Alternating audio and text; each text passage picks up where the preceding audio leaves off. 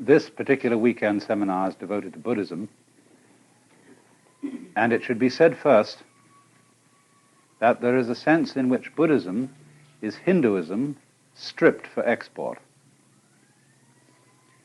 Last week when I discussed Hinduism, I discussed many things to do with the organization of Hindu society, because Hinduism is not merely what we call a religion, it's a whole culture. It's a legal system, it's a social system, it's a system of etiquette, and it includes everything. It includes housing, it includes food, it includes art, because the Hindus and many other ancient peoples do not make, as we do, a division between religion and everything else. Religion is not a department of life. It is something that enters into the whole of it. But you see, when a religion and a culture are inseparable, it's very difficult to export a culture, because it comes into conflict with the established traditions, manners, and customs of other people. So the question arises, what are the essentials of Hinduism that could be exported? And when you answer that, approximately, you'll get Buddhism. As I explained, the essential of Hinduism, the real deep root, isn't any kind of doctrine. It isn't really any special kind of discipline, although, of course, disciplines are involved. The center of Hinduism is an experience called moksha, liberation, in which, through the dissipation of the illusion that each man and each woman is a separate thing in a world consisting of nothing but a collection of separate things, you discover that you are on one level an illusion, but on another level you are what they call the self, the one self, which is all that there is. The universe is the game of the self, which plays hide and seek forever and ever. When it plays hide, it plays it so well, hides so cleverly, that it pretends to be all of us and all things whatsoever, and we don't know it because it's playing hide. But when it plays seek, it enters onto a path of yoga, and through following this path, it wakes up, and the scales fall from one's eyes. Now, in just the same way, the center of Buddhism, the only really important thing about Buddhism is the experience which they call awakening. Buddha is a title and not a proper name. It comes from a Sanskrit root, bud, and that sometimes means to know, but better, waking. And so you get from this root bodhi, that is the state of being awakened, and so Buddha, the awakened one, the awakened person. And so there can, of course, in Buddhist ideas, be very many Buddhas. The person called the Buddha is only one of myriads,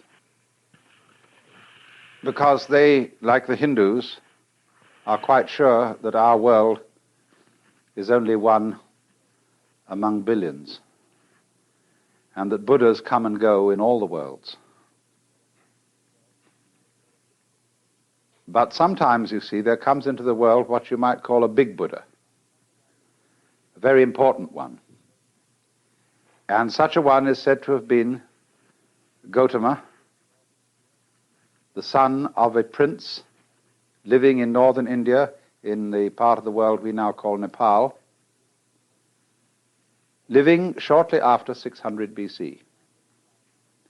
All dates in Indian history are vague, and so I never tried to get you to remember any precise date, like 564, which some people think it was. But just after 600 BC is probably right. You know how people are when they get spiritually proud. They belong to some kind of a church group or an occult group and say, we are the ones who have, of course, the right teaching. We're the in-group, we are the elect, and everybody else outside is really off the track. But then comes along someone who one-ups them by saying, well, in our circles we're very tolerant, and we accept all religions and all ways as leading to the one. But what they're doing is they're playing the game called, we are more tolerant than you are. You see, and in this way, the egocentric being is always in his own trap. So Buddha saw that all his yoga exercises and ascetic disciplines had just been ways of trying to get himself out of the trap in order to save his own skin, in order to find peace for himself. And he realized that that is an impossible thing to do because the motivation ruins the project. He found out then, you see, that there was no trap to get out of except himself. Trap and trapped are one. And when you understand that, there isn't any trap left. I'm going to explain that, of course, more carefully.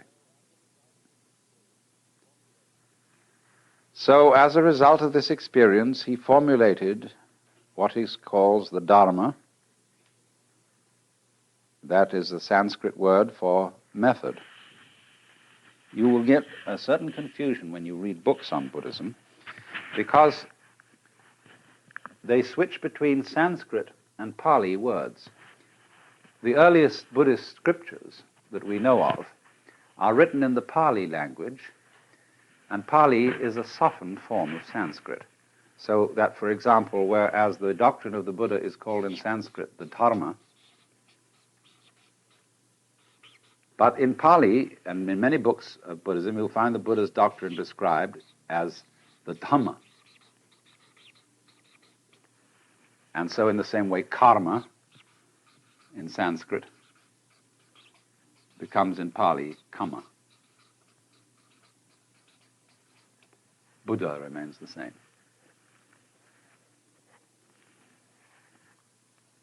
The Dharma, then, is the method.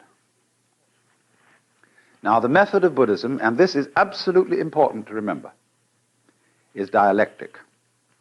That is to say, it doesn't teach a doctrine.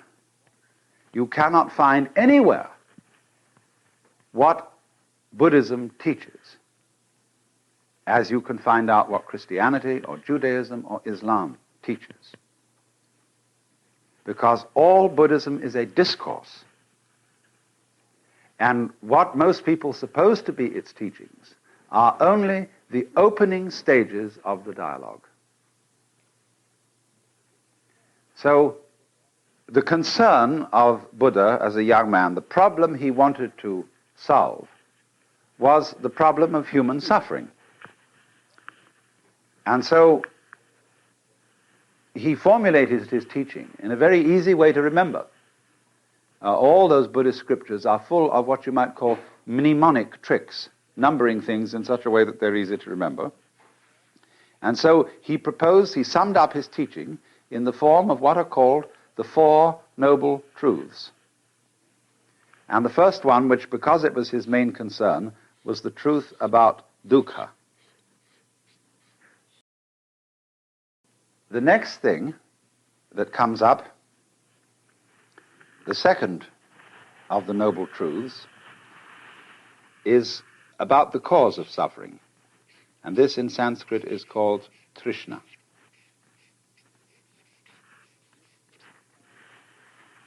Trishna is related to our word thirst.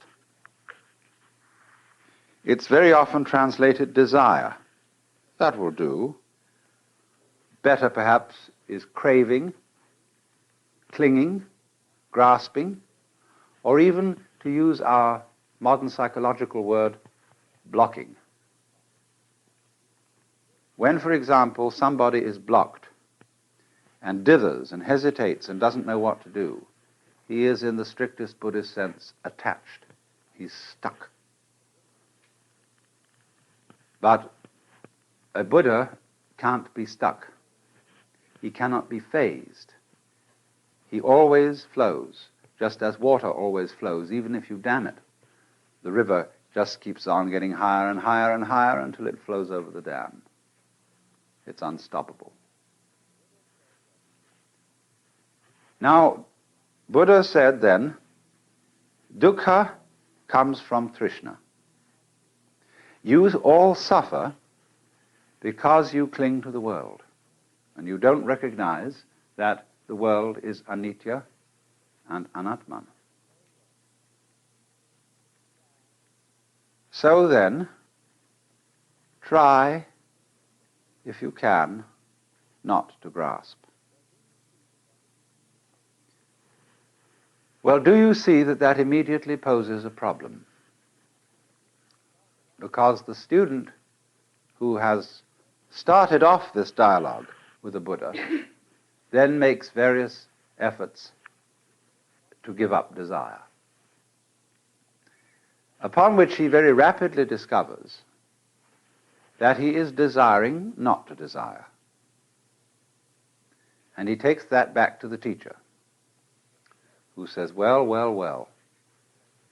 He said, of course, you are desiring not to desire, and that's, of course, excessive. All I want you to do is to give up desiring as much as you can. Don't want to go beyond the point of which you're capable. And for this reason, Buddhism is called the middle way. Not only is it the middle way between the extremes of ascetic discipline and pleasure-seeking, but it's also the middle way in a very subtle sense. Yes, don't desire to give up more desire than you can. And if you find that a problem, don't desire to be successful in giving up more desire than you can. You see what's happening? At every time he's returned to the middle way, he is moved out of an extreme. We now come to the most complicated of all. Number 4, marga. Marga in Sanskrit means path. And the Buddha taught an 8-fold path for the realization of nirvana. This always reminds me of a story about Dr. Suzuki, who is a very, very great Buddhist scholar. And many years ago, he was giving a fundamental lecture on Buddhism at the University of Hawaii. And he'd been going through these 4 truths, and he said, fourth noble truth is called a noble 8-fold path. First step of noble 8-fold path called shoken. Shoken, Japanese, mean right view. All of Buddhism fundamentally is right view, right way of viewing this world. Second step of Noble Eightfold Path is, I forget second step, you look it up in the book.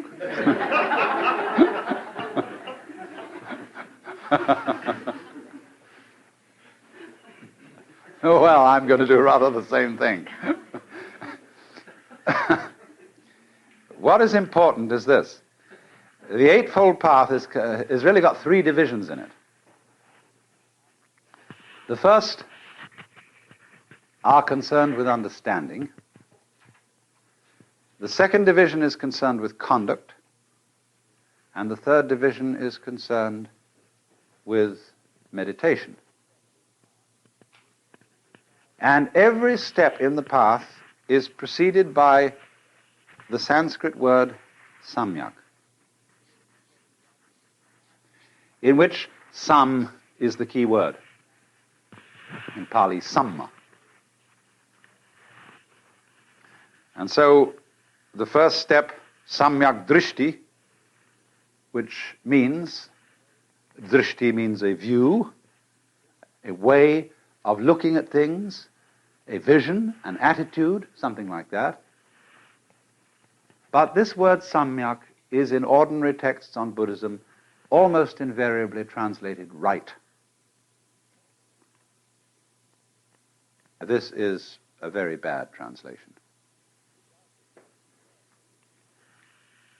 It does, of course, the word is used in certain contexts in Sanskrit to mean right, correct.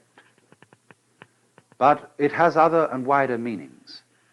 Sam means, like our word sum, which is derived from it, complete, total, all-embracing. It also has the meaning of middle way, representing, as it were, the fulcrum, the center, the point of balance in a totality. Middle-way of looking at things. Middle-way of understanding the Dharma. Middle-way of speech, of conduct, of livelihood, and so on. Every Buddhist in all the world, practically, as a layman, if he's not a monk, undertakes what are called Panchasila, the 5 good conducts. Sila, S-I-L-A, is sometimes translated precept. But it's not a precept because it's not a commandment. The formula, when a Buddhist, these priests say chant the precepts, Panatipata veramani sikapadang samadhyami. And that means panatipata. Pana is in Pali, this thing.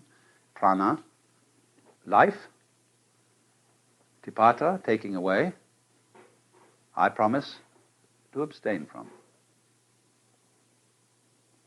So the first is that one undertakes not to destroy life. Second, not to take what is not given. Third, this is usually translated, not to commit adultery. It doesn't say anything of the kind. In Sanskrit, kamesu mityahara, veramani sikapadam samadhyami. Kamesu mityahara means, I undertake the precept to abstain from exploiting my passions. Buddhism has no doctrine about adultery. You may have as many wives as you like. But the point is this. When you're feeling blue and bored, it's not a good idea to have a drink, because you may become dependent on alcohol whenever you feel unhappy. So in the same way, when you're feeling blue and bored, it's not a good idea to say, let's go out and get some chicks and have some sex fun. That's exploiting the passions. But it's not exploiting the passions, you see. When drinking, say, expresses the conviviality and friendship of a group sitting round the dinner table, or when sex expresses the spontaneous delight of two people in each other. Then the fourth precept, musavada, to abstain from false speech. This doesn't simply mean lying. It means abusing people. It means using speech in a phony way, like saying, all niggers are thus and so, or the attitude of America to this situation is thus and thus. You see, that's phony kind of talking. Anybody who studies general semantics will be helped in avoiding musavada, false speech. The final precept is a very complicated one, and nobody's quite sure exactly what it means. It mentions 3 kinds of drugs and drinks: sura, merya, majja, pamadatana. We don't know what they are. But at any rate, it's generally classed that narcotics and liquors. Now, there are 2 ways of translating this precept.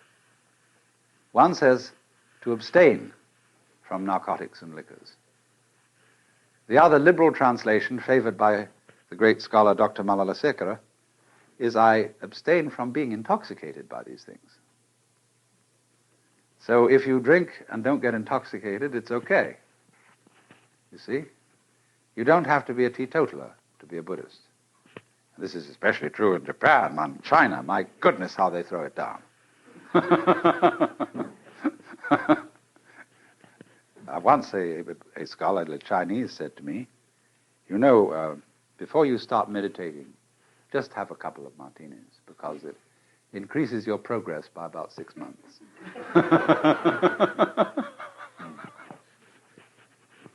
Well, now you see, these are, as I say, they are not commandments, they are vows. Buddhism has in it no idea of there being a moral law laid down by some kind of cosmic lawgiver. And the reason why these precepts are undertaken is not for a sentimental reason. It is not that you're going to make you into a good person. It is that for anybody interested in the experiments necessary for liberation, these ways of life are expedient. First of all, if you go around killing, you're going to make enemies.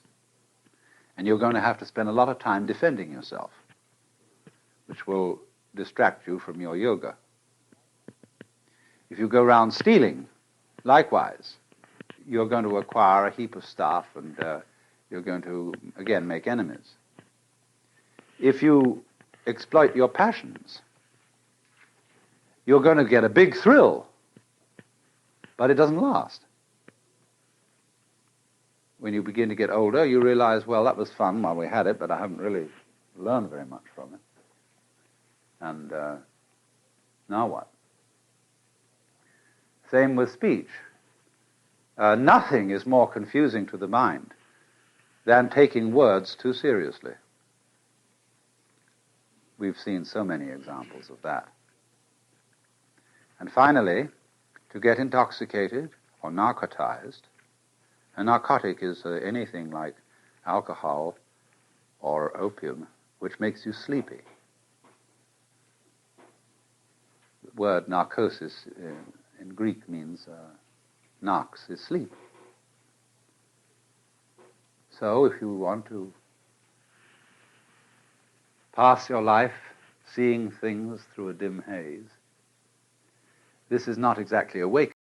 We come then to the final parts of the Eightfold Path. There are 2 concluding steps, which are called, well, I explained the word samadhi, but I'll write it here again, smriti, samyak smriti, and samyak samadhi. Smriti means recollection, memory, present-mindedness.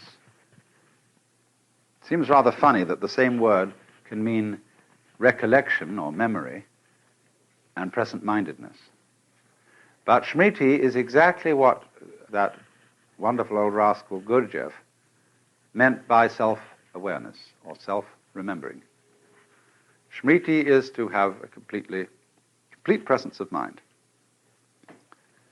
So there is a wonderful meditation called the House That Jack Built meditation, at least that's what I call it, that the southern Buddhists practice. He walks, and he says to himself, there is a lifting of the foot. There is a lifting of the foot. The next thing he says, there is a perception of the lifting of the foot. And then next he says, there is a tendency towards the perception of the feeling of the lifting of the foot. Then finally he says, there is a consciousness of the tendency of the perception of the feeling of the lifting of the foot. And so, with everything that he does, he knows that he does it. He is self-aware.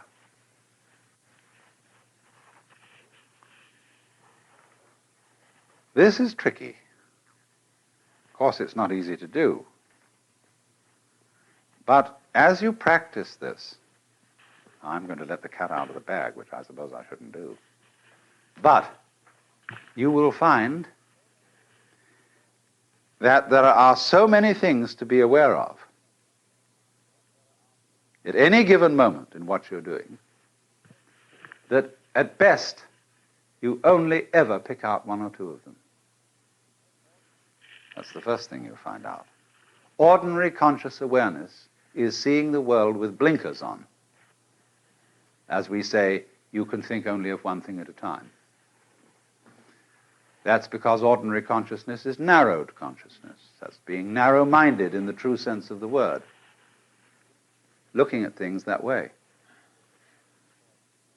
Then you find out that, as in the course of going around, being aware of what you're doing all the time, what are you doing when you remember? Or when you think about the future? I am aware that I am remembering. I am aware that I am thinking about the future. But you see, what eventually happens is you discover that there isn't any way of being absent-minded. All thoughts are in the present and of the present. And when you discover that, you approach samadhi. Samadhi is the complete state, the fulfilled state of mind. And you will find many, many different ideas among the sects of Buddhists and Hindus as to what samadhi is. Some people call it a trance. Some people call it a state of consciousness without anything in it, knowing with no object of knowledge. Some people say that it is the unification of the knower and the known.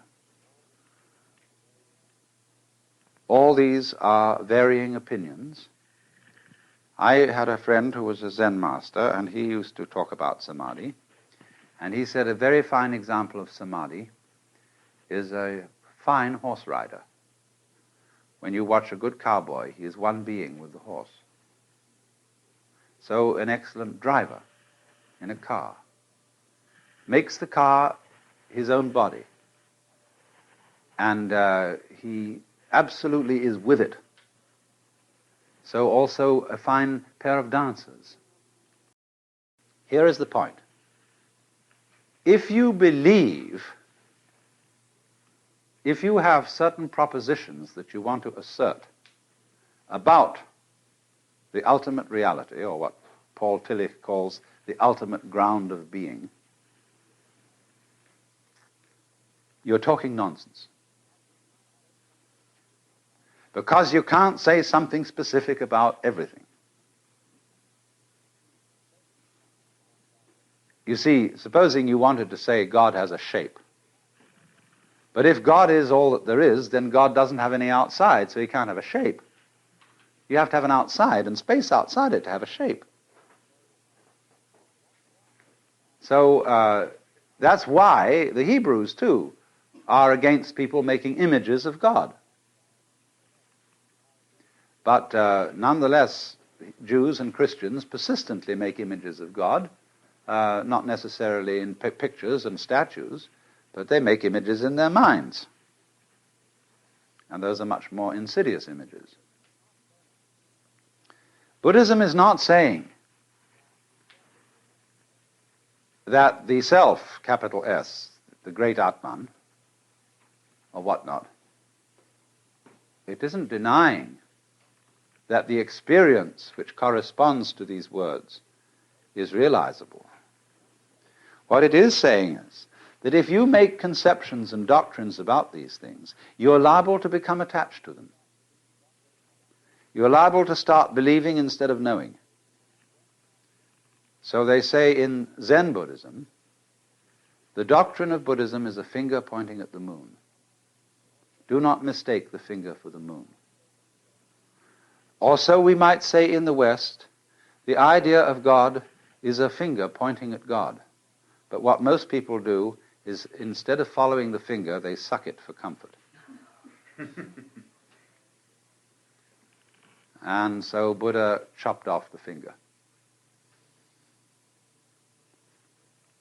And undermined all metaphysical beliefs. There are many, many dialogues in the Pali scriptures where people try to corner the Buddha into a metaphysical position. Is the world eternal? The Buddha says nothing. Is the world not eternal? And he answers nothing. Is the world both eternal and not eternal? And he don't say nothing. Is the world neither eternal nor not eternal? And still he don't say nothing. He maintains what is called the noble silence, sometimes later called the thunderous silence. Because this silence, this metaphysical silence, is not a void. It is very powerful. The silence is the open window through which you can see, not concepts, not ideas, not beliefs, but the very goods. But if you say what it is that you see, you erect an image and an idol, and you misdirect people. It's better to destroy people's beliefs than to give them beliefs. I know it hurts, but it is the way. That is what cracks the eggshell and lets out the chick. Of course, if you want to stay in the eggshell, you can, but you'll get addled.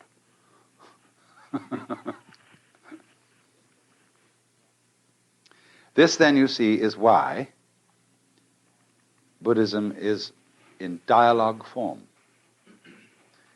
The truth cannot be told. It can be suggested, it can be indicated. And a method of interchange between teacher and student can be arranged whereby the teacher constantly pricks the student's bubbles. And that's what it's all about. And because that's the way it is, we find that in the course of history, Buddhism keeps changing. It develops, it grows. As people make all these explorations that the original Buddha suggested, they find out all kinds of new things. They explore the mind. They find out all the tricks of the mind. They find out ever so many things. And they begin to teach these things, talk about them. And some people in modern Asia, influenced by Protestantism, say, let's go back to the simple original teachings of the Buddha. Like people say, let's get back to the simple teachings of Jesus. Well, the simple teachings of Jesus are as lost can get. Nobody can read the New Testament with a clean mind today. Because whenever you look at the Bible, don't you hear some preacher's voice in your childhood reading those words? Hasn't your culture taught you to interpret these words in certain ways? You can't get back. And nobody can get back to Buddha. You can only go on to Buddha. So that's why in Zen they just burn the books up. I mean, occasionally. Because to burn up books, you've got to have some books to burn up. But when, you can say that the teaching of the founder is the thing. This is terrible. It's like the oak suddenly saying one day, hey, we oughtn't to have all these leaves around here. We ought to be just that simple little acorn.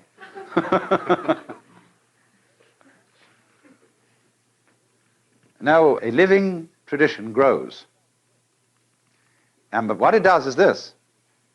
As it grows, say it grew from a seed, an acorn, keeps dropping off new acorns. You don't go back to the old acorn, you get a new one. And that becomes a new seed for another tree. This is fine. Now, let me just warn you. The scholarly study of Buddhism is a magnum opus beyond belief. There are two collections of Buddhist canonical scriptures. One is in Pali. The other was originally in Sanskrit, but we don't have a complete collection of it in Sanskrit. We have these collections in Tibetan and Chinese. Bigger than the Encyclopedia Britannica, as a matter of fact. So it's a formidable enterprise to get into the Buddhist scriptures, and what's more, most of them are unbelievably boring. They were written by monks with plenty of time to pass on wet afternoons during the monsoon. And they repeat, and they elaborate, and they are full of kind of preparatory. You know how in the silly trick in radio they have of giving a fanfare to introduce the program. So in the same way, these scriptures have fanfares in which all sorts of Buddhas are introduced, and beings, and they're all described, and where they were assembled, and how many of them there were, and where they were sitting, and what kind of bows they made, and all this jazz. And then finally a few pearls of wisdom are dropped by the Buddha, or else they sometimes go on for pages and pages of actually very, very subtle and very profound discourse that is not dull if you have a penchant for that kind of thing. But I warn you, don't try too hard to read the Buddhist scriptures. It's all right to read the Dhammapada, which are sayings of the Buddha. It's all right to read the Diamond Sutra. It's all right even to read the Surangama Sutra or the Lankavatara. But when you get mixed up with the larger Prajna Paramita and all those things, you're in deep water. So you see, from time to time, Buddhists get tired of the scriptures. Actually, they keep them in a revolving bookcase in some monasteries. Think about so high, so wide, it revolves. And instead of reading all this stuff, you're supposed to be able to acquire as much merit as you would from reading it all by twirling the bookcase round once.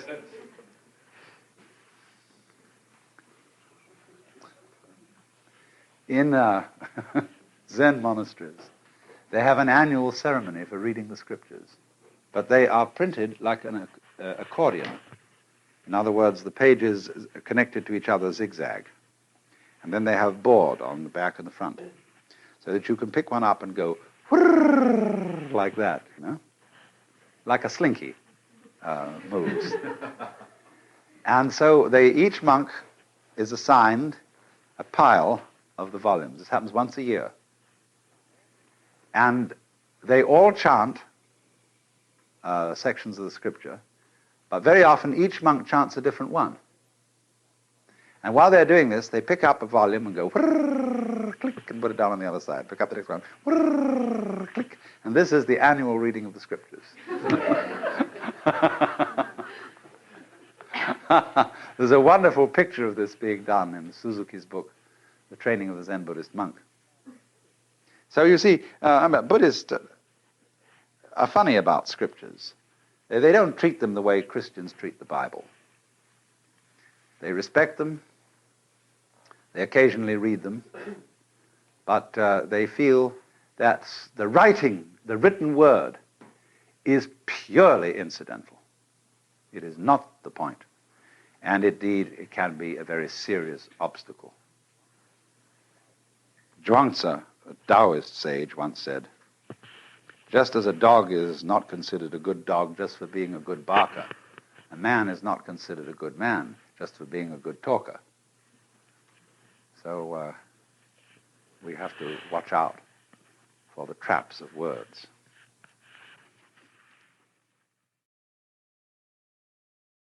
You must understand, as one of the fundamental points of Buddhism, the idea of the world as being in flux. I gave you the Sanskrit word anitya as one of the characteristics of being, emphasized by the Buddha along with anatman, the unreality of a permanent self, and dukkha, the sense of frustration. Dukkha really arises from a person's failure to accept the other two characteristics, lack of permanent self and change. You see, in Buddhism, the feeling that we have of an enduring organism, I meet you today and I see you, and then tomorrow I meet you again and you look pretty much as you looked yesterday, and so I consider that you're the same person. But you aren't. Not really. When I watch a whirlpool in a stream, here's the stream flowing along, and there's always a whirlpool, like the one at Niagara. But that whirlpool never really holds any water. The water is all the time rushing through it. In the same way, a university, the University of California, what is it? The students change at least every 4 years. The faculty changes at a somewhat slower rate. The building changes. They knock them down and put up new ones. The administration changes. So what is the University of California? It's a pattern, a doing of a particular kind. And so in just precisely that way, every one of us is a whirlpool in the tide of existence. And we are in every cell in our body, every molecule, every atom is in constant flux, and nothing can be pinned down. You know, you can put bands on pigeons or migrating birds and identify them and follow them and find out where they go. But you can't tag atoms, much less electrons. They have a curious way of appearing and disappearing. And one of the great puzzles is, in physics, what are electrons doing when we're not looking at them? Because our observation of them has to modify their behavior. We can't see an electron without putting it in an experimental situation where our examination of it in some way changes it. What we would like to know is what it's doing when we're not looking at it. Does the light in the refrigerator really go off when we close the door? But this is fundamental, you see, to Buddhistic philosophy, the philosophy of change. From one point of view, change is just too bad. Everything flows away. And there's a kind of sadness in that, a kind of nostalgia, and there may be even a rage. Go not gently into that good night, but rage, rage at the dying of the light. But there's something curious. There can be a very fundamental change in one's attitude to the question of the world as fading. On the one hand, resentment, and on the other, delight. If you resist change, of course you must to some extent. When you meet another person, you don't want to be thoroughly rejected, but you love to feel a little resistance. Don't you? You know, you have a beautiful girl and you touch her. You don't want her to go blah. But so round, so firm, so fully packed. A little bit of resistance, you see, is great. So there must always be resistance in change, otherwise there couldn't be even change.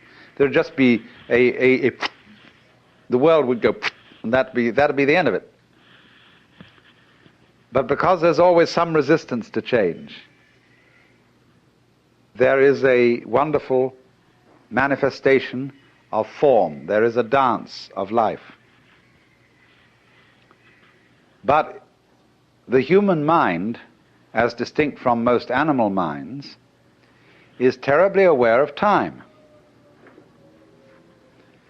And so we think a great deal about the future, and we know that every visible form is going to disappear and be replaced by so-called others.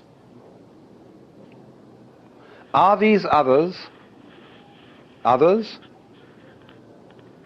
or are they the same forms returning? Of course, that's a great puzzle. Are next year's leaves that come from a tree going to be the same as this year's leaves? What do you mean by the same? They'll be the same shape, they'll have the same botanical characteristics, but you'll be able to pick up a shriveled leaf from last autumn and say, look at the difference. This is last year's leaf, this is this year's leaf. And in that sense, they're not the same. What happens when any great musician plays a certain piece of music? He plays it today, and then he plays it again tomorrow. Is it the same piece of music, or is it another? In the Pali language, they say, na cha so, na cha anno, which means not the same, and yet not another. So, in this way, the Buddhist is able to speak of reincarnation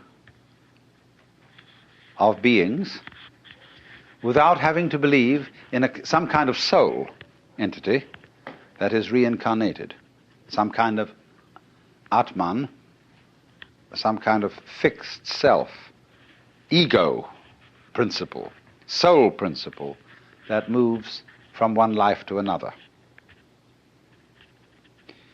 And this is as true in our lives as they go on now from moment to moment as it would be true of our lives as they appear and reappear again over millions of years. It doesn't make the slightest difference, except that there are long intervals and short intervals, high vibrations and low vibrations. When you hear a high sound, high note in the musical scale, you can't see any holes in it. It's going too fast. And it sounds completely continuous. But when you get the lowest audible notes that one can hear on an organ, you feel the shaking. You feel the vibration. You hear that music going dun dun dun dun dun dun dun dun dun dun dun on and off. So in the same way, as we live now from day to day, we experience ourselves living at a high rate of vibration, and we appear to be continuous, although there is the rhythm of waking and sleeping. But the rhythm that runs from generation to generation and from life to life is much slower, and so we notice the gaps. So we are living, as it were, on many, many levels of rhythm.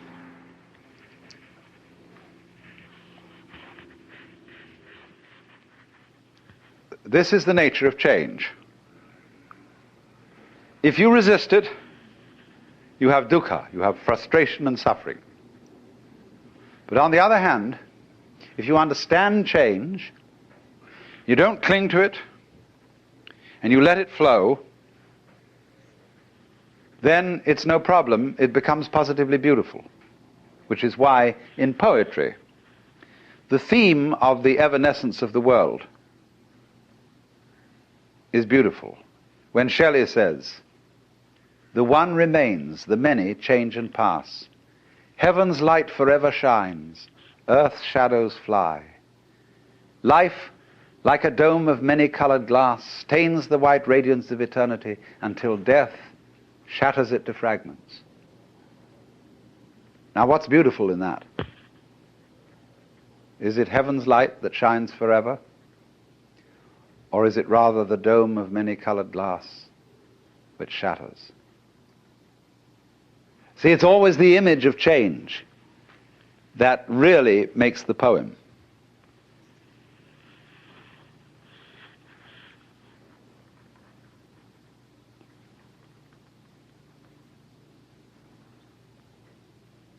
Tomorrow and tomorrow and tomorrow creeps on life's petty pace from day to day. Somehow, you know, the poet has got the intuition. The fact that things are always running out, that things are always disappearing, has some hidden marvel in it.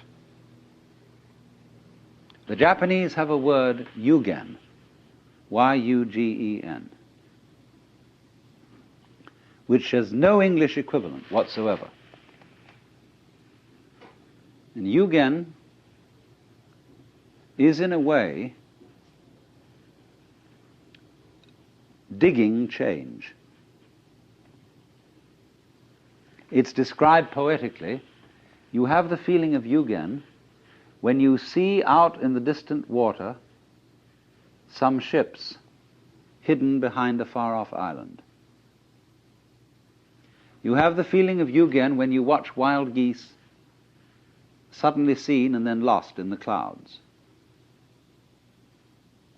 You have the feeling of yugen when you look across Mount Tamalpais and you've never been to the other side and you see the sky beyond. You don't go over there to look and see what's on the other side. That wouldn't be yugen. You let the other side be the other side. And it evokes something in your imagination, but you don't attempt to define it, to pin it down. Yugen. So in the same way, the coming and going of things in the world is marvelous. They go. Where do they go? Don't answer, because that would spoil the mystery. They vanish into the mystery. But if you try to pursue them, you've destroyed yugen.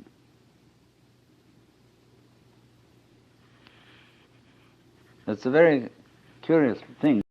The trouble is that we have one-sided minds. And we notice the wave of life when it is at its peak or crest. We don't notice it when it's at the trough, not in the ordinary way. It's the peaks that count. Take a buzzsaw. What seems important to us is the tips of the teeth. They seem to do the cutting, not the valleys between the teeth. But do you see, you couldn't have tips of teeth without valleys between them. Therefore the saw wouldn't cut without both tips and V-shaped valleys. But we ignore that. We don't notice the valleys so much as we notice the mountains. Valleys point down, mountains point up. And we prefer things that point up, because up is good and down is bad. But seriously, we don't praise the peaks for being high and blame the valleys for being low. But it is so, you see, that we ignore the valley aspect of things. And so all wisdom begins by emphasizing the valley aspect as distinct from the peak aspect. We pay plenty of attention to the peak aspect. That's what captures our attention. But we somehow screen out the valley aspect. But that makes us very uncomfortable.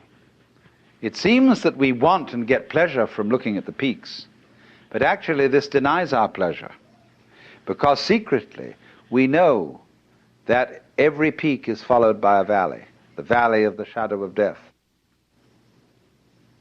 And we are always afraid, because we are not used to looking at valleys, because we are not used to living with them.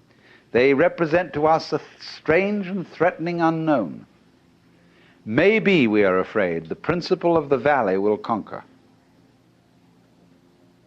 and the peaks will be overwhelmed.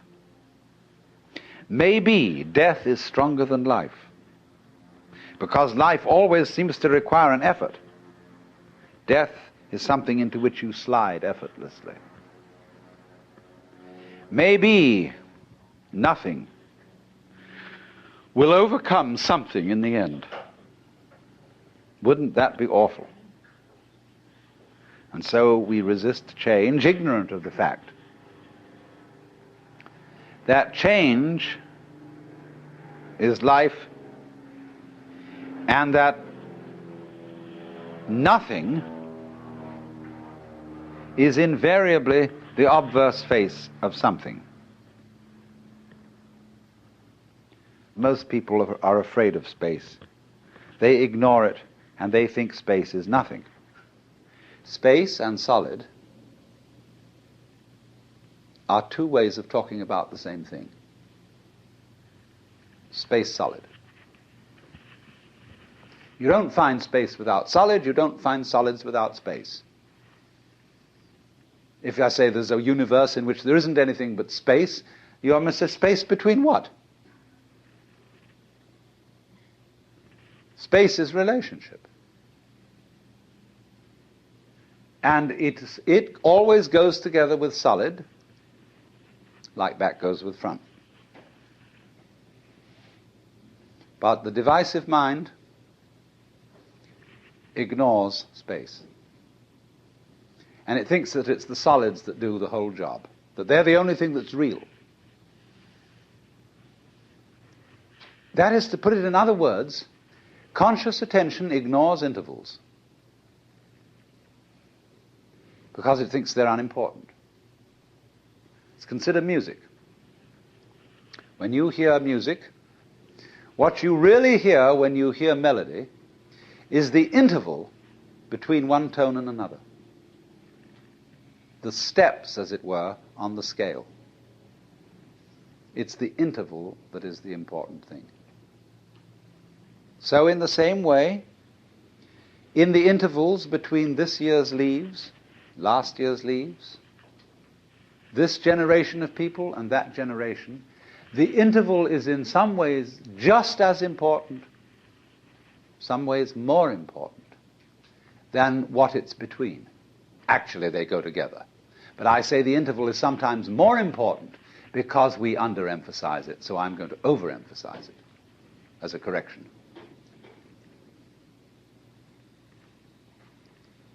So space, night, death, darkness, not being there, is an essential component of being there. You don't have the one without the other, just as your buzzsaw has no teeth without having valleys between the tips of them. That's the way being is made up. In Buddhism, change is emphasized.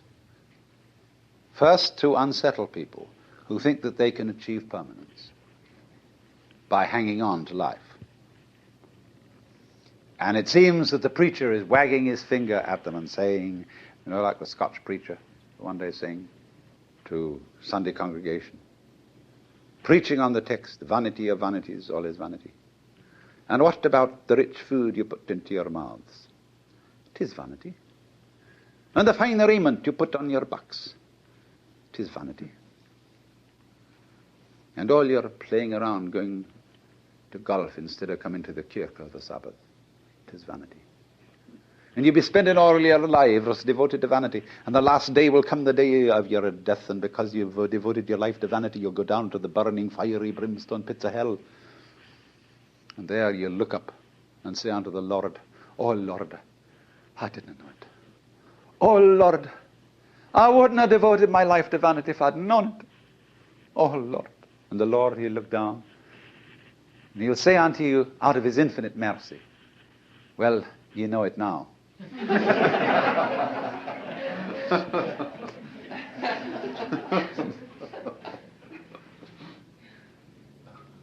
So all the preachers together, you should say, don't cling to this thing. So then, as a result of that, and now I'm going to speak in strictly Buddhist terms, the follower of the way of Buddha seeks deliverance from attachment to the world of change.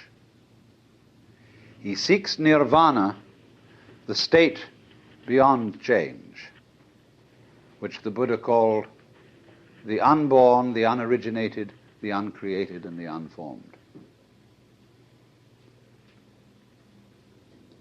But then you see, what he finds out is that in seeking a state beyond change, seeking nirvana as something away from samsara, which is the name for the wheel, he is still seeking something permanent. And so there are, as Buddhism went on, they thought about this a great deal. And this very point was the point of division between the two great schools of Buddhism, which in the south were Theravada, the doctrine of the Thera, the elders, sometimes known disrespectfully as the Hinayana.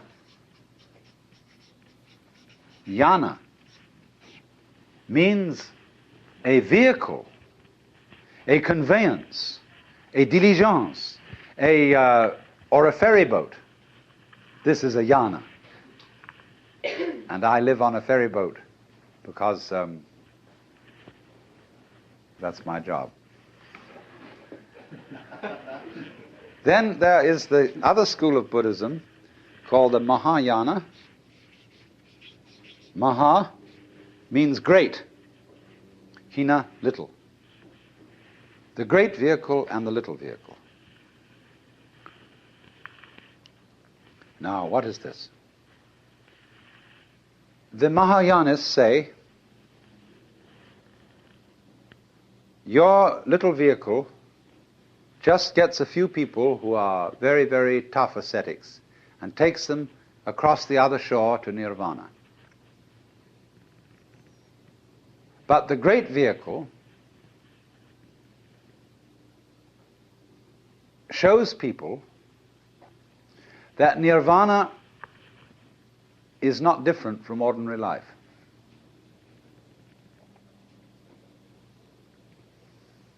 So that when you have reached nirvana,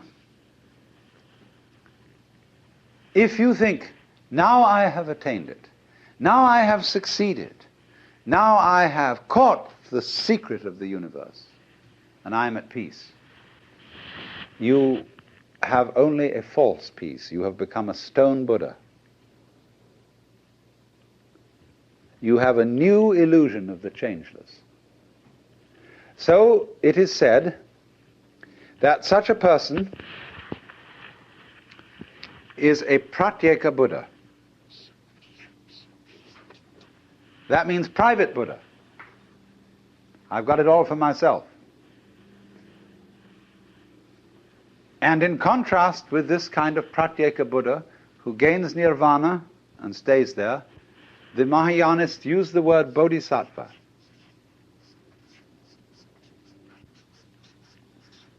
Sattva means essential principle, bodhi, awakening. A person whose essential being is awakened. The word used to mean junior Buddha, someone on the way to becoming a Buddha.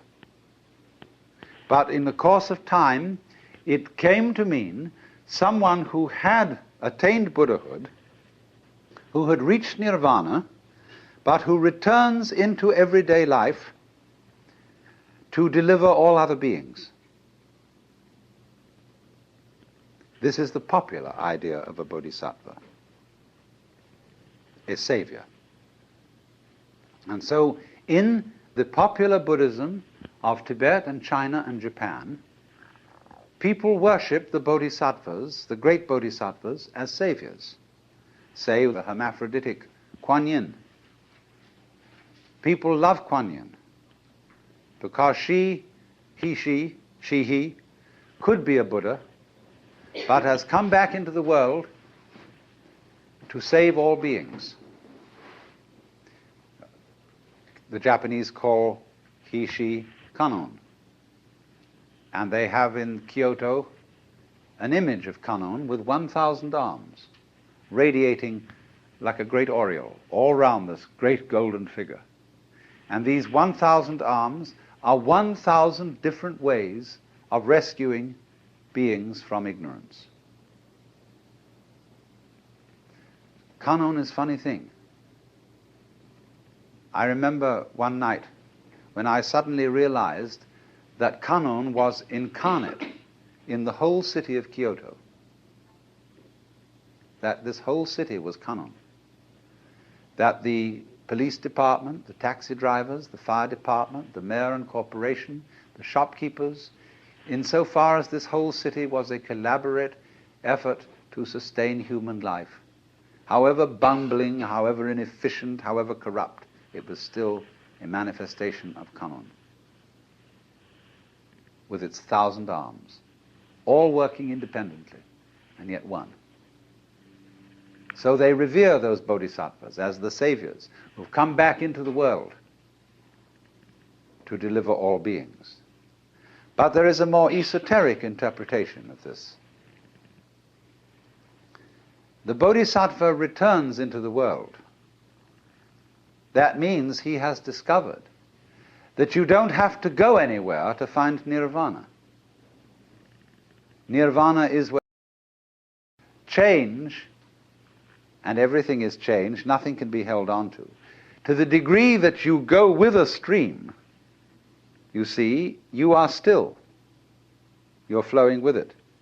But to the degree you resist the stream, then you notice that the current is rushing past you and fighting with you. So swim with it. Go with it. And you're there. You're at rest. And this is, of course, particularly true when it comes to those moments when life really seems to be going to take us away. And the stream of change is going to swallow us completely. The moment of death.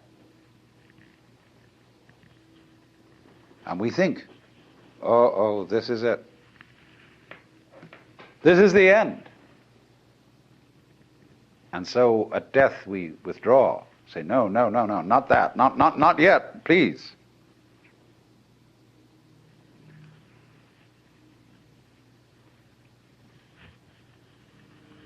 But actually, the whole problem is that there really is no other problem for human beings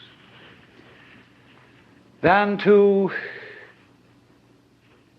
go over that waterfall when it comes. Just as you go over any other waterfall.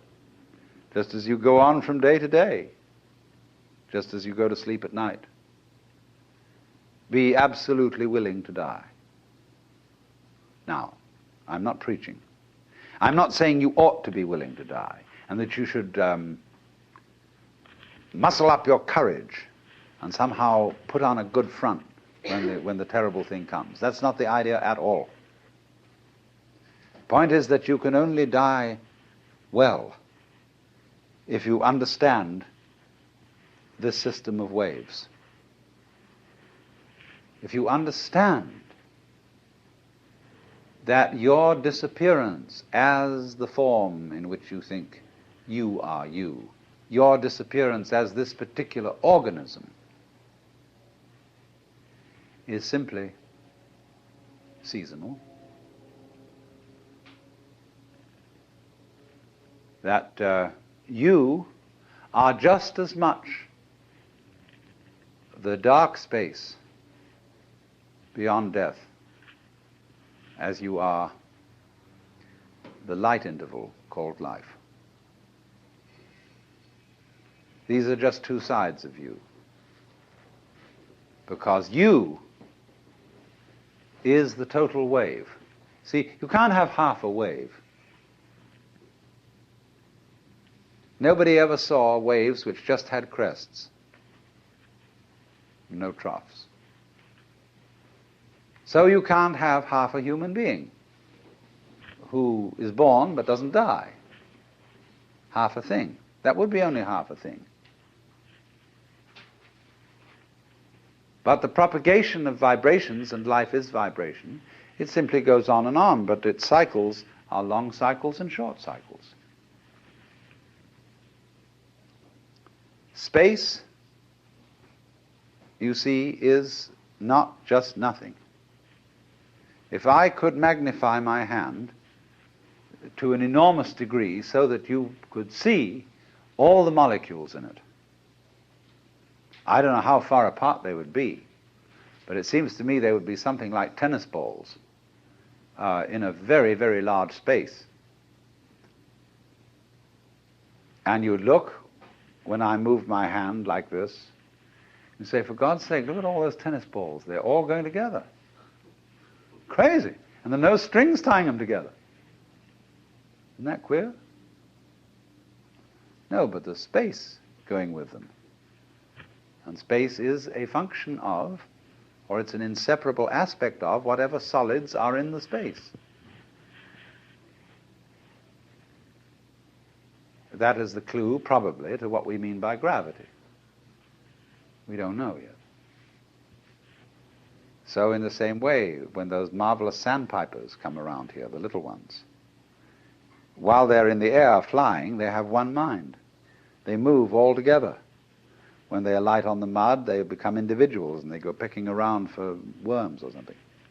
But one click of the fingers and all those things are going zip into the air. They don't seem to have a leader because they don't follow when they turn. They all turn together and go off in another direction. Amazing. But they're like the molecules in my hand. So then you see, here's the principle. When you don't resist change, I mean over-resist. I don't mean being flabby. When you don't resist change, you see that the changing world, which disappears like smoke, is no different from the nirvana world. Nirvana, as I said, means breathe out. Let go of the breath. So in the same way, don't resist change. It's all the same principle. So the Bodhisattva saves all beings, not by preaching sermons to them, but by showing them that they are delivered, they are liberated, by the very fact of not being able to stop changing. You can't hang on to yourself. You don't have to try not to hang on to yourself. It can't be done. And that is salvation. Memento mori, be mindful of death. Gurdjieff says in one of his books that the most important thing for anyone to realize is that you and every person you see will soon be dead. See, it sounds so gloomy to us. I love the story of a conversation at an English country house at a dinner party where the hostess started up the question of death and asked the various guests what they thought was going to happen to them when they die. And some thought about reincarnation, and others thought about various kinds of different planes of being, and others thought they were going to be annihilated.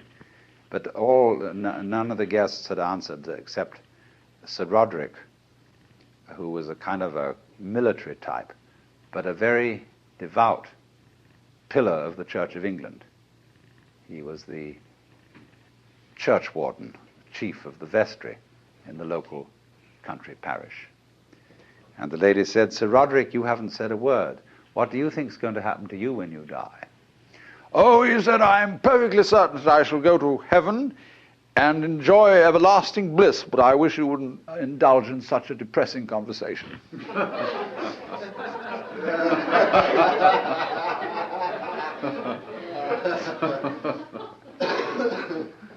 It's true, isn't it? Death in the Western world is a real problem. We hush it up. We pretend it hasn't happened.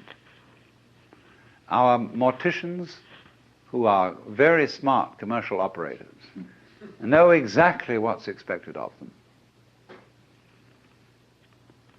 And they make death just awful by pretending it doesn't happen. See what happens. You go to a hospital and you're at the end. You've got terminal cancer. And all your friends come around and they wear false smiles and they say, "Cheer up, you'll be all right.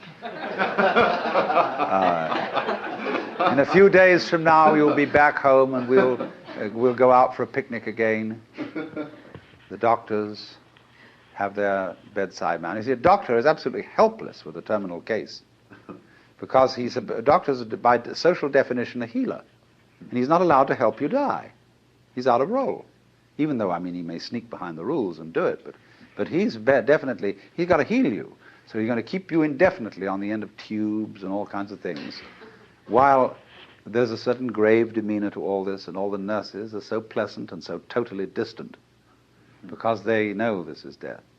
And they mayn't be frank with you. That's why they feel distant. It's not that they're not concerned. It's not that they're heartless people, but that they just don't know how to be frank, like lots of people when they meet a drunk. They don't know what to do with a drunk because he's not behaving right. And so when you're dying, you're not behaving right. You're supposed to live. See, so we don't know what to do with a dying person. We don't get around that person and say, listen, man, I've got the news for you. You're going to die.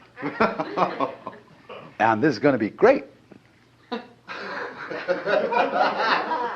Look, no more responsibilities. Don't have to pay those bills anymore. Don't have to worry about anything. You're going to just die. And let's go out with a bang. Let's have a party, see? We'll put some of that morphine in you so that you won't hurt too much. But we're going to prop you up in bed, and we're going to bring all our friends around, and we're going to have champagne, and you're going to die at the end of it, see? And it's going to be just marvelous.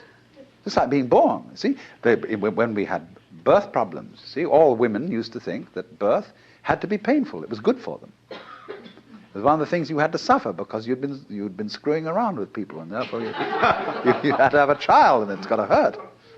And then the doctors got together and they scratched their heads, and a man called Grantley Dick Reed said, "No, birth doesn't hurt, it's natural." All we've got to do is to talk these women into the idea that it doesn't hurt, that all these so-called pains are just tensions, and that birth is great. It's not a disease. It's not really something you ought to go to hospital for, because you associate hospitals with diseases and sickness. Birth isn't sickness. All right, now let's do some new thinking. What about death? Is death sickness? Or is it a healthy, natural event like being born? Of course it is. So, a little change in social attitude about this will fortify everybody else. If I'm alone and all my relatives are going, and kind of pretending to me, it's going to be hard for me. I've got to challenge the whole bunch of them and get my dander up and say, listen, damn you, I don't want all this thing around here. You've got to take a different attitude about my death. Well, that's hard. But if everybody helps me, and we do, we're all one body, if they all come around and say, congratulations, you're going to die.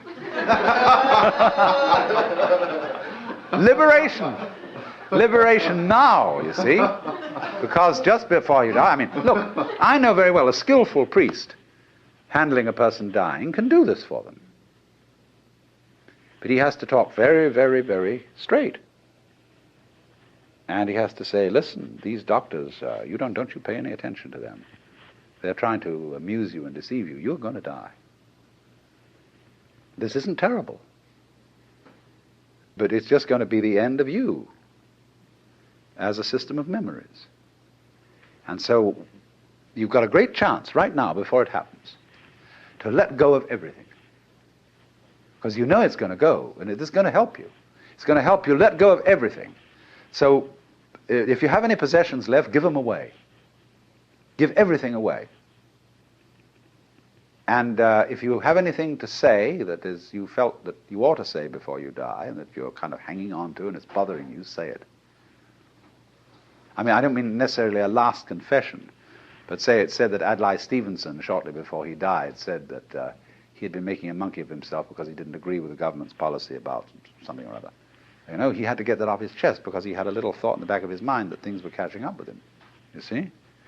So the moment comes when this thing called death has to be taken completely, not as some ghastly accident, something that all the friends are going to stay away because you're awful. I mean, sometimes people, when they die, are in a very unpleasant physical condition. They don't smell good, they don't look good, and so on. But an enormous amount can be done with scientific methods to make things reasonably tidy from a purely sensory point of view. But the main thing is the attitude, that death is as positive as birth and should be a matter for rejoicing, because death is the symbol of the liberation. There is a wonderful saying that Ananda Kumaraswamy used to quote. I pray that death will not come and find me still unannihilate.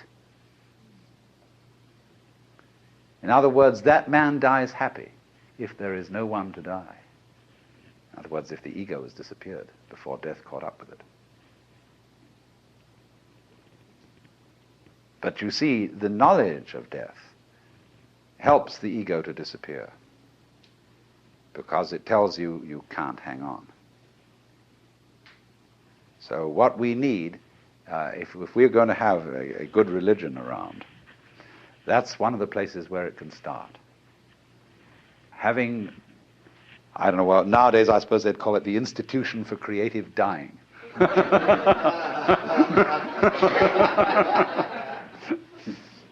But something like that. And you can have one department where you can have champagne cocktail party to die with, another department where you can have glorious religious rituals and priests and things like that, another department where you can have psychedelic drugs, another department where you can have special kinds of music, anything, you know. All these arrangements will be provided for in a hospital for delightful dying. But that's the thing, to go out with a bang instead of a whimper. I was talking a great deal yesterday afternoon about the Buddhist attitude to change, to death, to the transience of the world, and was showing that preachers of all kinds stir people up in the beginning by alarming them about change. That's like somebody, you know, actually raising an alarm, just in the same way as if I want to pay you a visit, I ring the doorbell. And then we can come in and I don't need to raise an alarm anymore. So in the same way, it sounds terrible, you see, that everything is going to die and pass away, and here you are, thinking that happiness, sanity, and security consist in clinging on to things which can't be clung to, and in any case there isn't anybody to cling to them. And the whole thing is a weaving of smoke. So, that's the initial standpoint. But as soon as you really discover this, and you stop clinging to change, then everything is quite different. It becomes amazing. And not only do all your senses become more wide awake, not only do you feel almost that you're walking on air, but you see, finally, that there is no duality, no difference between the ordinary world and the nirvana world. They are the same world, but what makes the difference is the point of view. And of course, if you keep identifying yourself with some sort of stable entity that sits and watches the world go by, you don't acknowledge your union, your inseparability from everything else that there is. You go by with all the rest of the things, but if you insist on trying to take a permanent stand, on trying to be a permanent witness of the flux, then it grates against you, and you feel very uncomfortable. But it is a fundamental feeling in most of us that we are such witnesses. We feel that behind the stream of our thoughts, of our feelings, and our experiences, there is something which is the thinker, the feeler, and the experiencer. Not recognizing that that is itself a thought, feeling, or experience, and it belongs within and not outside the changing panorama of experience. It's what you call a cue signal. In other words, when you telephone and your telephone conversation is being tape recorded, it's the law that there shall be a beep every so many seconds. And that beep cues you in to the fact that this conversation is recorded. So in a very similar way, in our everyday experience, there's a beep which tells us this is a continuous experience which is mine. Beep. In the same way, for example, it is a cue signal when a composer arranges some music and he keeps in it a recurrent theme, but he makes many variations on it. Or more subtle still, he keeps within it a consistent style. So you know that it's Mozart all the way along, because it sounds like Mozart. But there isn't, as it were, a constant noise going all the way through to tell you it's continuous, although in Hindu music they do have something called the drone. There is behind all the drums and every kind of singing something that goes, and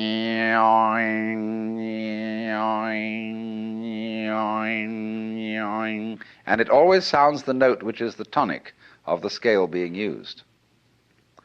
But in Hindu music, that drone represents the eternal self, the Brahman, behind all the changing forms of nature.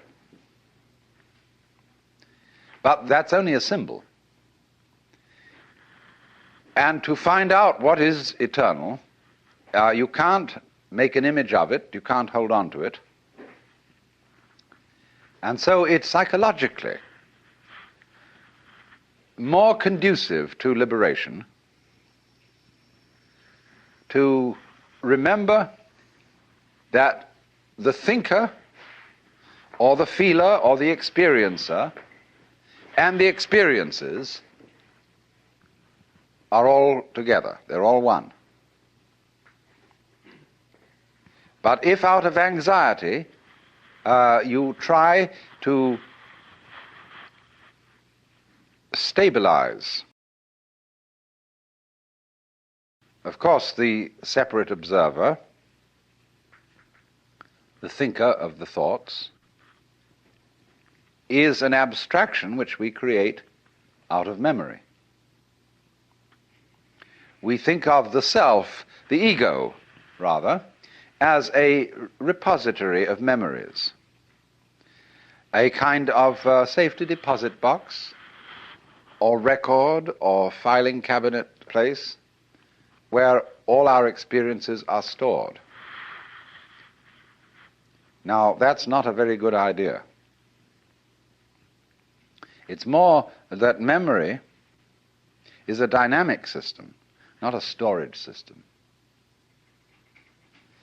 It's a repetition of rhythms. And these rhythms are all part and parcel of the ongoing flow of present experience. In other words, first of all, how do you distinguish between something known now and a memory?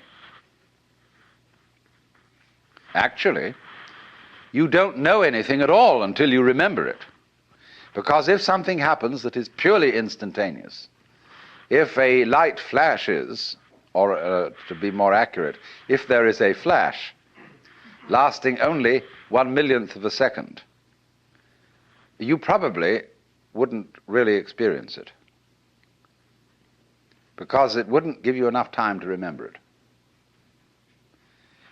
We say in customary speech, well, it has to make an impression. So in a way, all present knowledge is memory, because you look at something and for a while the rods and cones in your retina respond to that, and they do their stuff, jiggle, jiggle, jiggle. It's all vibration. And so as you look at things, they set up a series of echoes in your brain. And these echoes keep reverberating, because the brain is very complicated. First of all, everything you know is remembered, but there is a way in which we distinguish between seeing somebody here now and the memory of having seen somebody else who is not here now, but whom you did see in the past, and you know perfectly well when you remember that other person's face, it's not an experience of the person being here. How is this? Because memory signals have a different cue attached to them than present time signals. They come on a different kind of vibration. Sometimes, however, the wiring gets mixed up and present experiences come to us with a memory cue attached to them. And then we have what is called a déjà vu experience. We are quite sure we've experienced this thing before.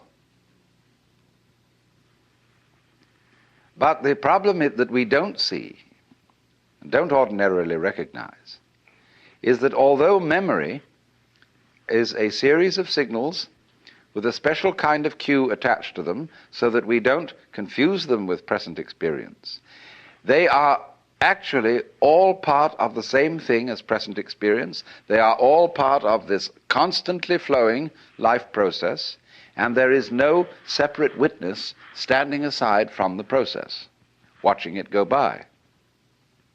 You're all involved in it.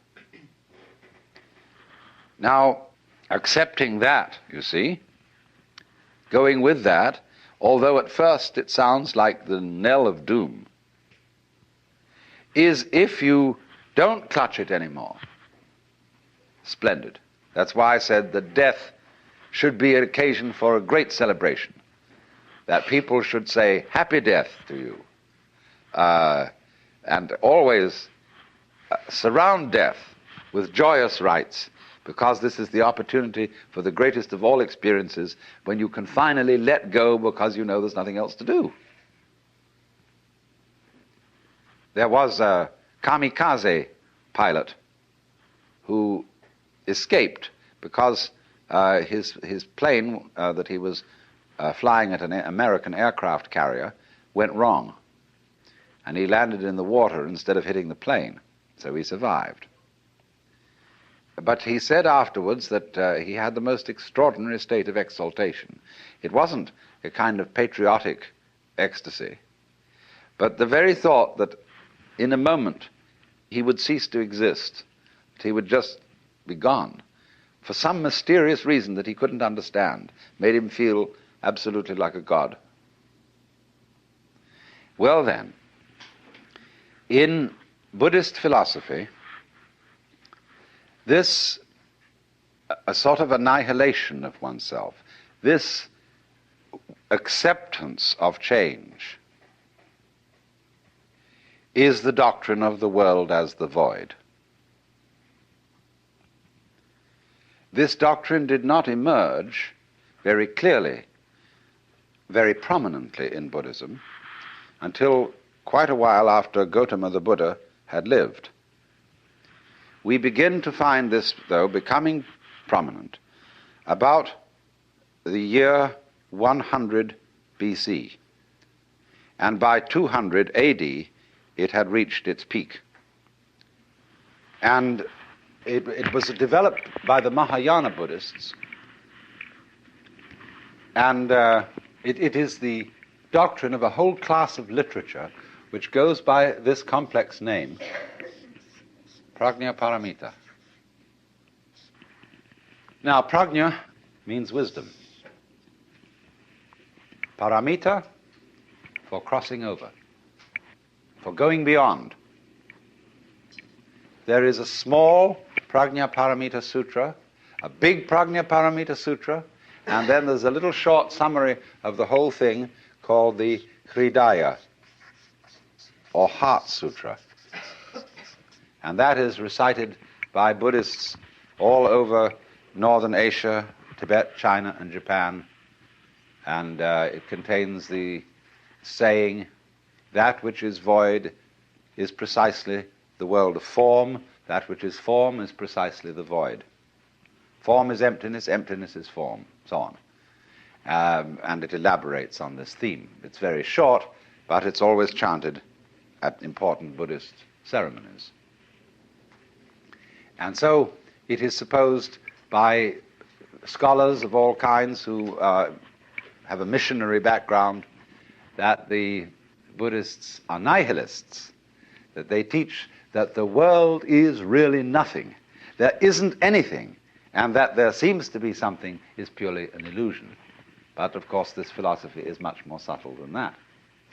The main person who was responsible for developing and maturing this philosophy was Nagarjuna. And he lived about 200 AD.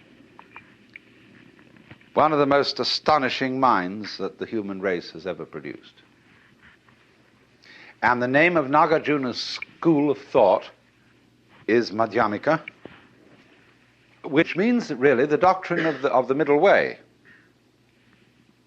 But it's sometimes also called the doctrine of emptiness, or Shunyavada, from the basic word. Well then, emptiness means essentially transience. That's the first thing it means. Nothing to grasp, nothing permanent, nothing to hold on to. But it means this with special reference to ideas of reality, ideas of God, ideas of the self, the Brahman, anything you like. What it means is that reality escapes all concepts. If you say there is a God, that's a concept. If you say there is no God, that's a concept. And Nagarjuna is saying that always your concepts will prove to be attempts to catch water in a sieve or wrap it up in a parcel.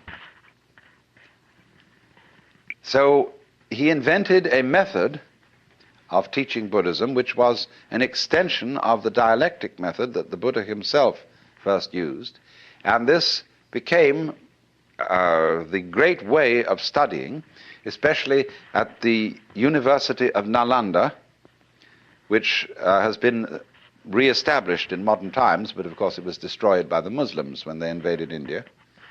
The University of Nalanda, where the dialectic method of enlightenment was taught. The dialectic method is perfectly simple. It can be done with an individual student and a teacher, or with a group of students and a teacher. And you would be amazed how effective it is when it involves precious little more than discussion. Some of you, no doubt, have attended tea groups, blab labs, in which people are there and they don't know quite why they're there, and there's some sort of a so-called resource person to disturb them.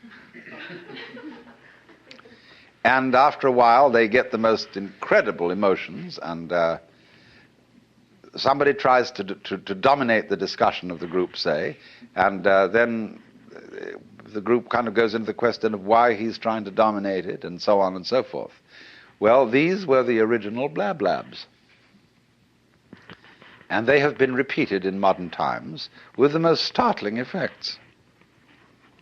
That is to say, the teacher gradually elicits from his participant students what are their basic premises of life. What is your metaphysic? In the sense, I'm not using metaphysic in a kind of a spiritual sense, but what are your basic assumptions? What real ideas do you operate on as to what is right and what is wrong, what is the good life and what is not?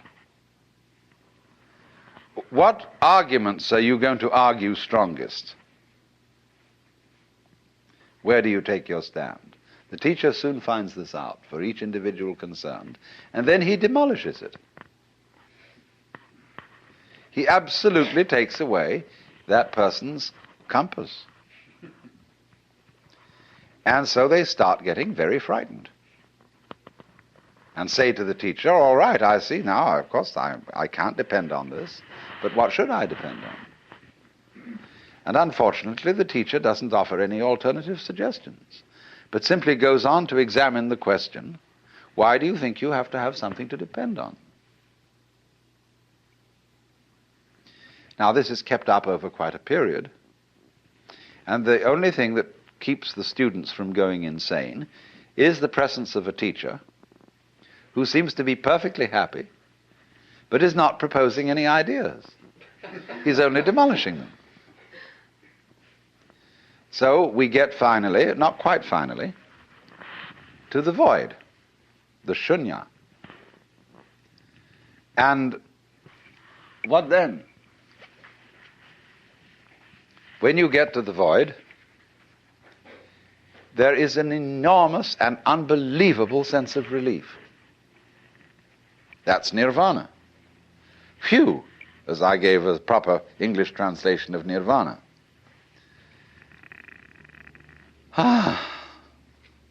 Great. So they are liberated, and yet they can't quite say why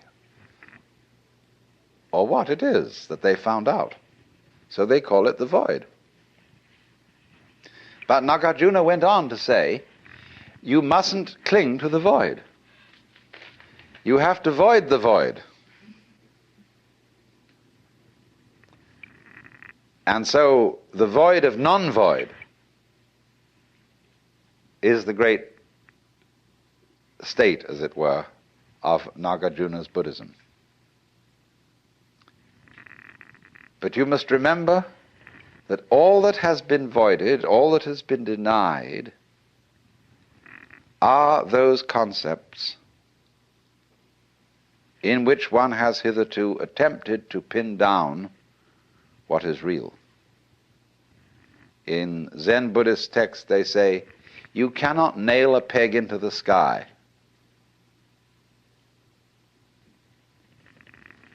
And so, to be a man of the sky, a man of the void, is also called a man not depending on anything. And when you're not hung on anything, you are the only thing that isn't hung on anything, which is the universe, which doesn't hang, you see. Where would it hang? It has no place to fall on, even though it may be dropping. There will never be the crash of it landing on concrete floor somewhere. But the reason for that is that it won't crash below because it doesn't hang above. And so there is a poem in Chinese which speaks of such a person as having above not a tile to cover the head, below not an inch of ground on which to stand. And you see, this which to people like us who are accustomed to rich imageries of the divine, the loving Father in heaven who has laid down the eternal laws, O Word of God incarnate, O wisdom from above, O truth unchanged, unchanging, O light of life and love, the wisdom which from the hallowed page, a lantern for our footsteps, shines out from age to age. See, so that's very nice. We feel we know where we are, and that it's all been written down, and that in heaven the Lord God is resplendent with glory, with all the colors of the rainbow, with all the saints and angels around and everything like that. So we feel that it's positive, that we've got a real rip-roaring, gutsy religion full of color and so on. But the more clear your image of God, the less powerful it is, because you're clinging to it. The more it's an idol. But voiding it completely isn't going to turn it into what you think of as void. What would you think of as void? Being lost in a fog, so that it's white all around and you can't see in any direction. Being in the darkness. Or the color of your head as perceived by your eyes. That's probably the best illustration that we would think of as the void. Because it isn't black and it isn't white, it isn't anything. But that's still not the void. Take the lesson from the head. How does your head look to your eyes? Well, I tell you, it looks like what you see out in front of you, because all that you see out in front of you is how you feel inside your head. So it's the same with this. And so, for this reason, the great sixth patriarch, Huineng in China, said that it was a great mistake for those who were practicing Buddhist meditation to try to make their minds empty. And a lot of people tried to do that. They sat down and tried to have no thoughts whatever in their minds. And not only no thoughts, but no sense experiences. So they'd close their eyes, they'd plug up their ears, and generally go in for sensory deprivation. Well, sensory deprivation, if you know how to handle it, can be quite interesting. It'll have the same sort of results as taking LSD or something like that. And there are special labs made nowadays where you can be sensorily deprived to an amazing degree. But if you're a sort of a good yogi, this doesn't bother you at all. It'll send some people crazy. But if you dig this world, you can have a marvelous time in a sensory deprivation scene. Also, especially if they get you into a condition of weightlessness. Skin divers going down below a certain number of feet, I don't know exactly how far it is, but get a sense of weightlessness. And at the same time, this deprives them of every sense of responsibility. They become alarmingly happy. And they have been known to simply take off their masks and offer them to a fish. And of course, they then drown. So if you skin dive, and you have to keep your eye on the time. You have to have a water watch or a friend who's got a string attached to you. If you go down that far, and at a certain specific time, you know you have got to get back. However happy you feel, and however much inclined to say, survival, what the hell's the point of that? And this is happening to the men who go out into space. They will increasingly find that they have to have automatic controls to bring them back. Quite aside that they can't change in any way from the spaceship. Now, isn't that interesting? Can you become weightless here? I said a little while ago that the person who really accepts transience begins to feel weightless. When Suzuki was asked, what is it like to have experienced Satori, enlightenment, he said it's just like ordinary everyday experience, but about 2 inches off the ground. Zhuangzi, the Taoist, said, it is easy enough to stand still. The difficulty is to walk without touching the ground. And why do you feel so heavy? It isn't just a matter of gravitation and weight. It is that you feel that you are carrying your body around. So there is a koan in Zen Buddhism. Who is it that carries this corpse around? And so when you feel, common speech expresses this all the time. Life is a drag. I feel I'm just dragging myself around. My body is a burden to me. To whom? To whom? That's the question. You see? And when there is nobody left for whom the body can be a burden, the body isn't a burden. But so long as you fight it, it is.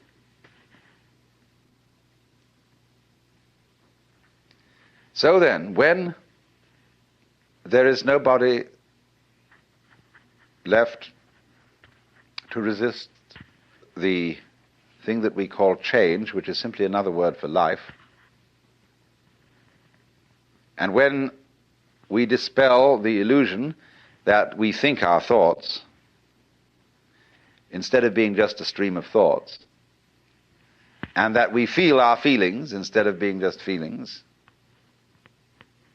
it's like saying, to feel the feelings is a redundant expression. It's like saying, actually, I hear sounds, for there are no sounds which are not heard. Hearing is sound. Seeing is sight. You don't see sights. Sightseeing is a ridiculous word. You could just say either sighting or seeing, one or the other, but sightseeing is nonsense.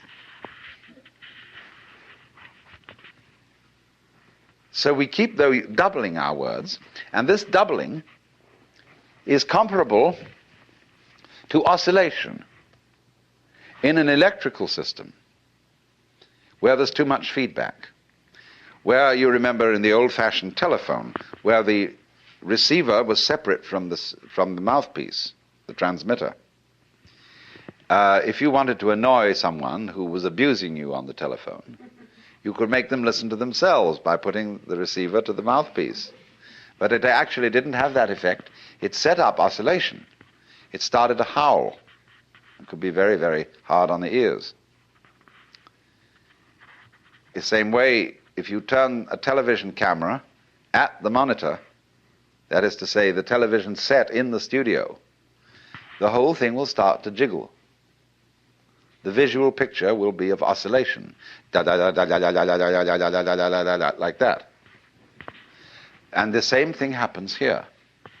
When you get to think that you think your thoughts, the you standing aside the thoughts has the same sort of consequence as seeing double. And then you think, can I observe the thinker thinking the thoughts? Or, I am worried, and I ought not to worry, but because I can't stop worrying, I'm worried because I worry. And you see where that could lead to. It leads to exactly the same situation that happens in the telephone, and that is what we call anxiety, trembling. But this discipline that we're talking about of Nagarjuna's abolishes anxiety, because you discover that no amount of anxiety makes any difference to anything that's going to happen.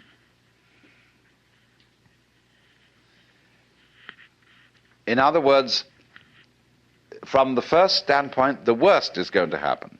You're all going to die.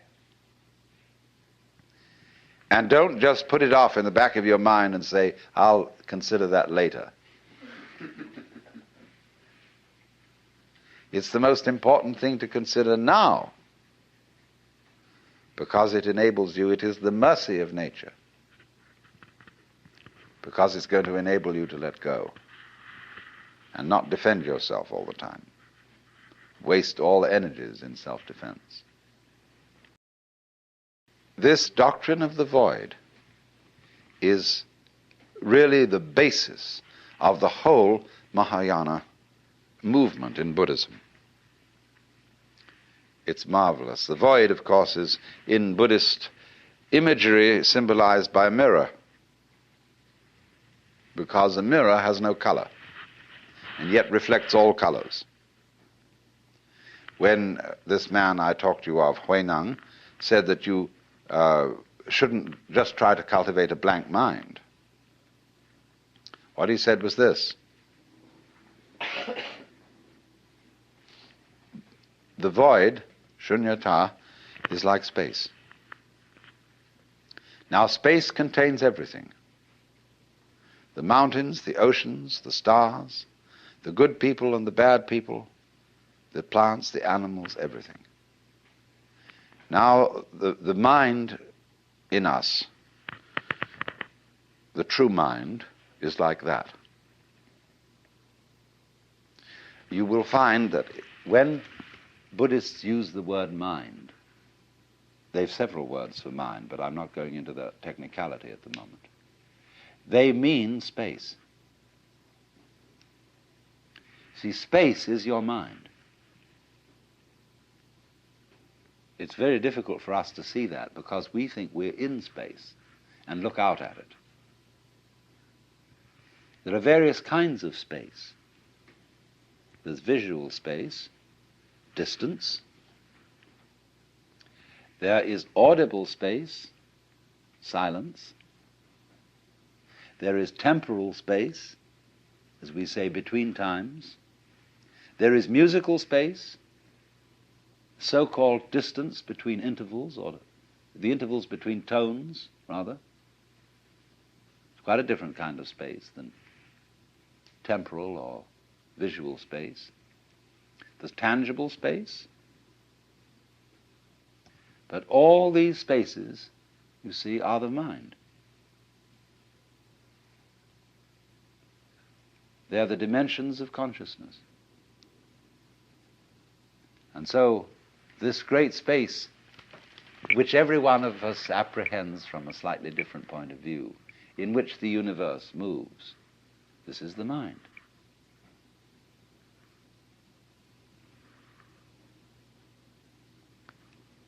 So it's represented by a mirror,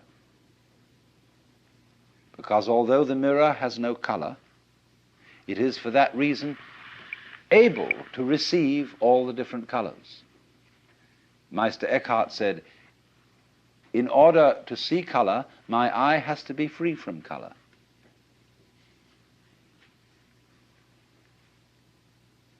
So in the same way, in order not only to see, but also to hear, to think, to feel, you have to have an empty head. And the reason why you are not aware of your brain cells, unless you're only aware of your brain cells if you get a tumor or something in the brain, when it gets sick. But in the ordinary way, you're totally unconscious of your brain cells. They're void. And for that reason, you see everything else.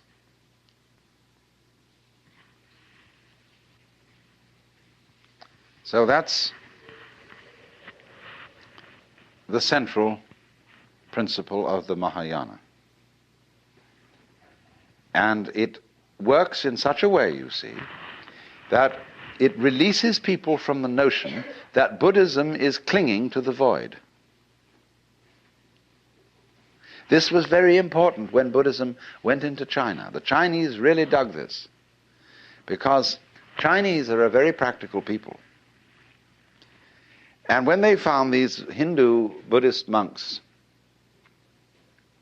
trying to empty their minds and to sit perfectly still and not to engage in any family activities, they were celibates, Chinese thought they were crazy. Why do that? And so the Chinese reformed Buddhism. And they allowed Buddhist priests to marry. And in fact, what they especially enjoyed was a sutra that came from India, in which a layman, who was a wealthy merchant called Vimalakirti, out-argued all the other disciples of Buddha. And of course, you know, if in these are these dialectic arguments that are very, very intense things, if you win the argument, everybody else has to be your disciple. So Vimalakirti, the layman, won the debate, even with Manjusri, who is the bodhisattva of supreme wisdom. They all had to see a contest to define the void. And all of them gave their definitions. Finally, Manjusri gave his. And Vimalakirti was asked then for his definition, and he said nothing. And so he won the whole argument. The thunderous silence.